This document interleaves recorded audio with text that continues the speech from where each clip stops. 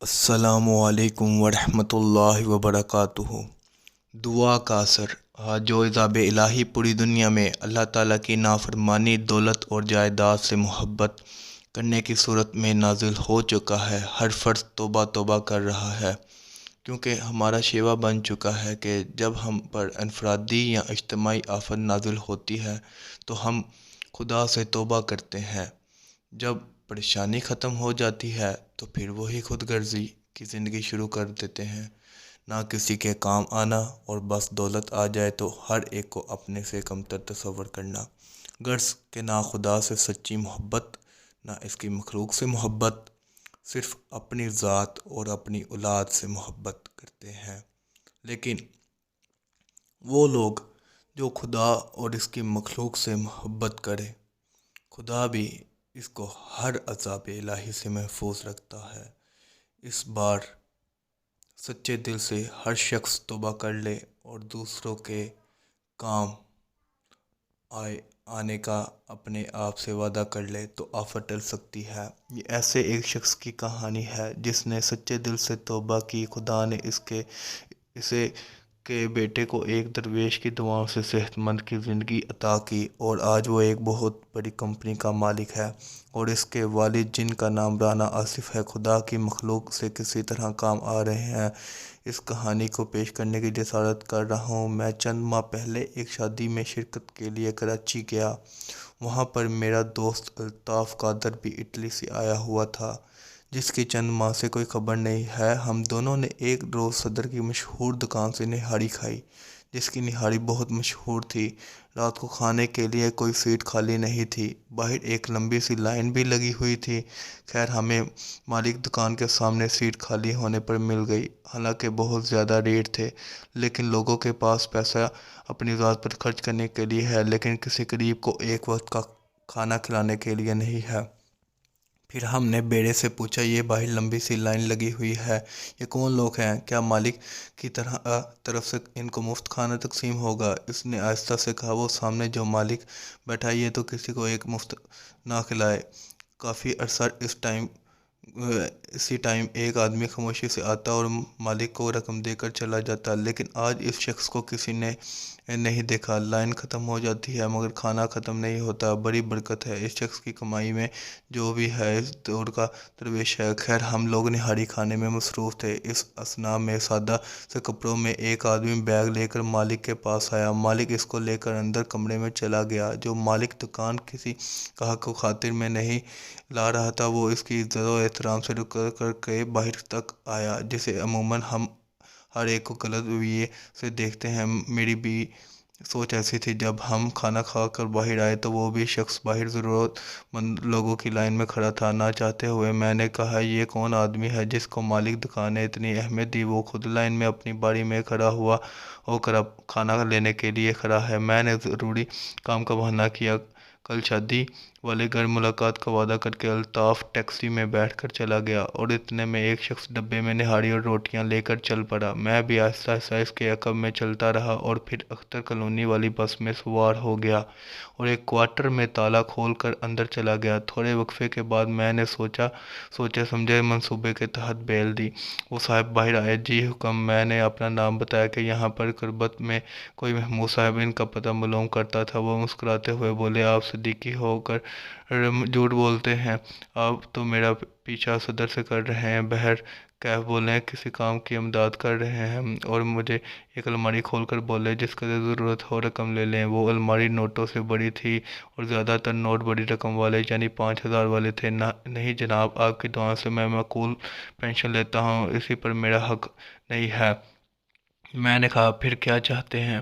میں نے ساری کہانی ان کو بیان کر دی، کس طرح آپ نے دکان کے مالک کو ادائیگی کی، پھر ضرورت مندوں کی لائن میں لگ کر اپنی ہی ادائیگی کا کھانا حاصل کیا۔ وہ کہنے لگے، بات یہ ہے کہ جہاں تک ادائیگی کا تعلق ہے یہ ان کا حق تھا، اور لائن میں بھی میں اس لیے کھڑا ہوا تاکہ مجھے بھی اس کیفیت سے گزرنا پڑے جس سے یہ ضرورت مند گزرتے ہیں۔ لیکن یہ تبدیلی کیسے آئی؟ میں نے پوچھا۔ ایک درویش فقیر نے میری زندگی بدل دی اور میرے بیٹے یاسر کو ان کی دعاؤں کے طفیل اللہ تعالیٰ نے نئی زندگی عطا فرمائی، اور یہی آج میرے کاروبار کی دیکھ بھال کر رہا ہے۔ اور اس فقیر کی ہدایت کے مطابق خدا اور اس کی مخلوق تھوڑی بہت خدمت کر کے قبر کے عذاب سے محفوظ رہنے کی کوشش کر رہا ہوں۔ پھر انہوں نے اپنی اس فقیرانہ زندگی سے یوں پردہ اٹھایا۔ میرا نام وقار عثمانی ہے۔ میرے والد مرحوم ایک بہت بڑی کمپنی کے مالک تھے۔ ان کی وفات کے بعد تمام کاروبار اکلوتی اولاد ہونے کی وجہ سے میں مالک بن گیا۔ میری بیوی بھی ایک اعلیٰ خاندان کی پڑھی لکھی اور دولت مند تھی۔ غرض کہ دولت ہمارے گھر کی لونڈی ہونے کی وجہ سے میں بہت مغرور اور خود غرض تھا۔ نہ کبھی زکوٰۃ خیرات کی تھی اور نہ اپنے سے غریب رشتہ داروں سے رانا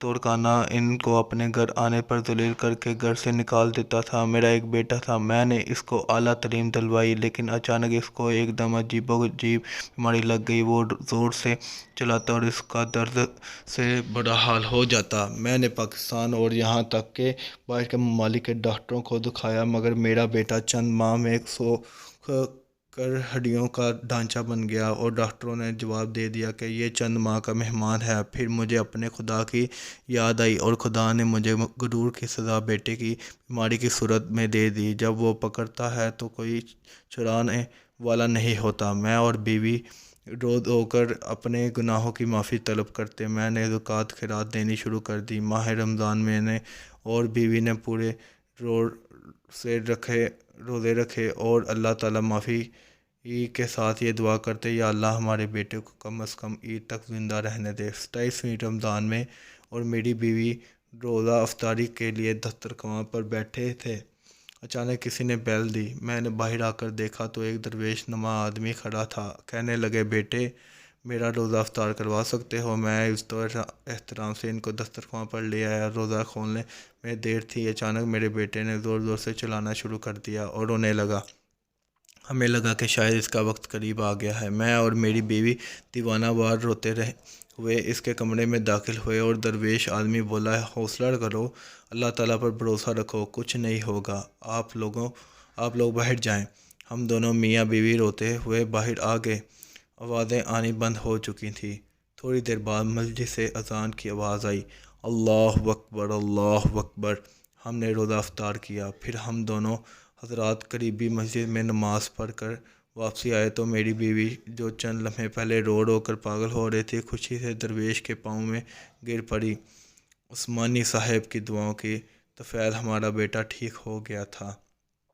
میں بھی ان کے پاؤں میں گر پڑا اور اپنے بیٹے کے دیوانہ وار پیار کرتے خوشی سے پاگل ہو رہا تھا۔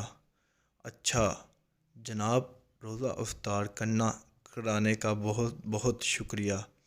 اجازت چاہتا ہوں، میرا کام ختم ہو گیا۔ وہ جانے لگے تو میں نے نوٹوں سے بھرا ہوا بریف کیس لا کر ان کے قدموں میں رکھ دیا۔ یہ میری طرف سے آپ کو نذرانہ ہے۔ انہوں نے انکار کر دیا اور کہا، یہی وہ چیز ہے جس نے تجھے غرور سے بھر دیا تھا۔ میں نے ہاتھ جوڑ کر معافی مانگی اور کہا، کوئی نصیحت تو کر دیں، خدا اور اس کی مخلوق سے محبت کرو، جو ان کاغذ کے ٹکڑوں کو خدا کی راہ میں خرچ کرو۔